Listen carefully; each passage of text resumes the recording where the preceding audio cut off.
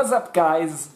I'm Hard Rock Phil. You're watching Stormchild React. This is the Stormchild. And today, I'm gonna give you the hard rock you deserve, that you crave, that you want, that you need. It's a song by the band, by a band called Midnight. Probably a lot of you guys know them already because they're having some kind of hype right now, and they completely deserve it. They're pretty much in the same vein as bands like Venom or Bewitcher, which you should like, and I certainly do. A newer band? They exist a few years? Or? Yeah, a couple of years. I think the first album came out in 2013, if I'm not mistaken. Okay. I'm not too familiar with their entire catalog, but they have a pretty much recent album out entitled Rebirth by Blasphemy, and we're gonna react to... It's going to be evil. It's gonna be evil. We're gonna react to one of those songs of this record, called You Can Drag Me Through Fire. In my personal humble opinion, the best track of this record. And yeah, I just want to know what he's thinking about it. Yeah, because it's not his cup of tea. It's probably not your cup of tea, but it's for damn sure mine. And yeah, it fucking rocks. Yeah. So let's check this out. With that said, let's do it.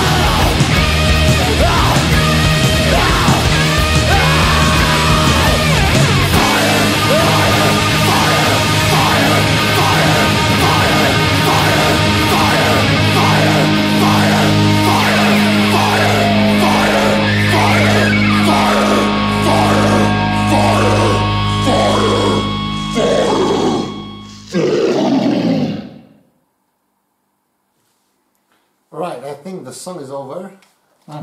The song is over. And I absolutely understand why you're loving it. It's absolutely obvious. So yeah, but I like it too. Really? Yeah. Surprise. Because it's really rocking. So the intro is for me not so necessary in this because it's To me, it's the outro. I don't like the outro. Yeah, but even though I fucking love the song. Yeah, so the intro is for me just a bit too long because when it kicks in, you're just into it and it starts rocking with a great riff. It's really the easy riff, which but it's effective. Yeah, absolutely. Yeah. And there's not so much going on because the riff is, I think, in 2.5 minutes of 3.5 minutes in the song, which is not that much. Yeah, but I think it's also the chorus riff. I think maybe I have never dissected the song before. But it doesn't matter because fuck it, I don't get tired of it. Yeah, and I like it worse. For once, I'm the one listening to the vocals in the chorus because it has this great sing-along quality to it. It's just it just keeps me screaming, "Drag me through the fire." It's just Yeah, I think they're also fans of Venom. Oh, I'm certain. I'm a bit inspired by them, so I don't know so much. The only things I know, you have shown me. So, but, as far as I know, I think I like it more than the Venom stuff you showed me. Really? Yeah, because maybe That's also, the voice is cool. Yeah, it's more of a growl. Whereas raspy voice. Yeah, whereas Venom is just yelling. Like they did in the end a bit. I think that was also a bit like It's high energy. And I like high energy music. Stuff that gets me pumped. And especially given the fact that from what I've heard, it's basically a solo project with live musicians. And man, it's one dude writing the music for Midnight, and man, it's I like it. I mean, as I said, I'm not too familiar with their back catalog, but this album in particular is just a blast. Yeah, sound-wise, it was also interesting, especially the drums. Sounds dirty. Yeah, especially the drums have a really unique sound in my ears because I don't listen to such kind of music so often. Because it was just like somewhere in the room. I think behind you, it just felt this, and it was curious, but it fits to this kind of music. Yeah. So if this music was absolutely overproduced, that would ruin it. That wouldn't work. That would ruin it. I mean, this is meant to be raw. Yeah. And rough around the edges. It's just, it's just good the way it is. I mean, sure, it's not played perfect or recorded perfect or produced perfectly. That doesn't even matter, man. But especially if you go see them live. I happened to see them live once last year on a festival. I think it would be very fun, even for me. Dude, you have no clue. Yeah. You have no clue. The crowd and the band, I mean the band even more so than the crowd, went apeshit. They completely lost it. Right. I mean, literally just falling over on stage, rolling around while playing.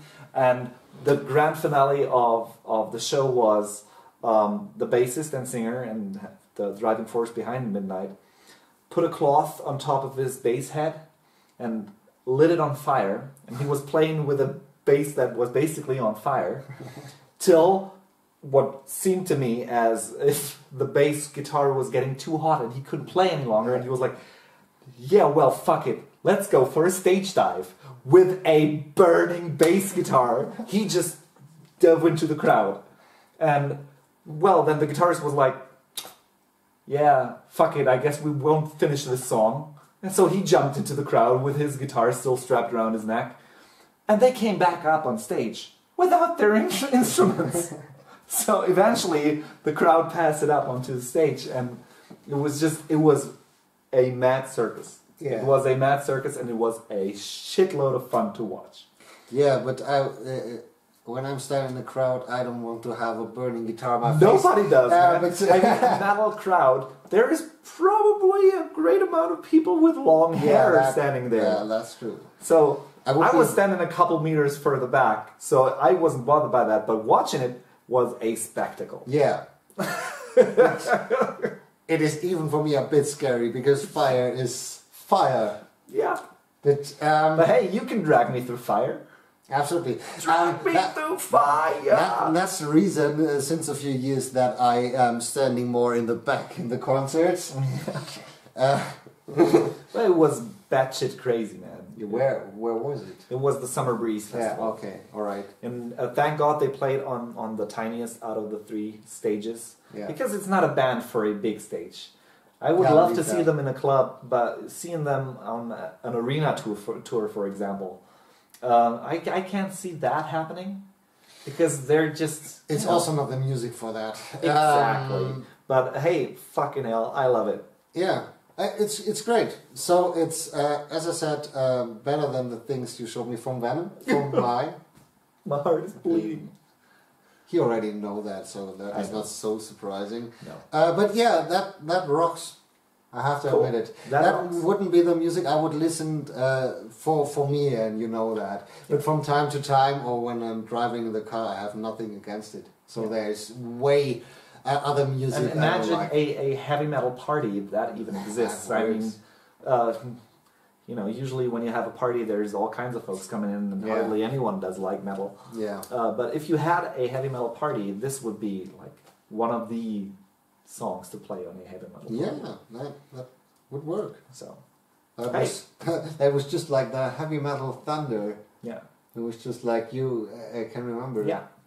It was just like Throw your hands with heavy metal thunder. You were coming to me and said this is an anthem. An anthem of metal. Yeah, it's and a heavy nobody metal has anthem. knew that. But it is a heavy metal anthem. And then I was Heavy Metal Thunder by Saxon. If you don't know it, it's your fault. And then I was, I think, in Sonnenkeller Balingen. Mm-hmm. And then the song came along and I was, oh, I know it. And that was a few years later. And oh, okay, it's not so unknown as I thought. Yeah, it's not. So I recognized it. Cool. So with that said, tell us what you think about this track. Yeah, it would be interesting. Tell us your thoughts. And of course, if you like this video, please subscribe my channel. It would be too awesome. So awesome. Yeah, hit the notification bell. Hey, share it. Share it to spread the message of... Share it. Of rock and roll. Share it, Alexander. Yeah. Sherry lady.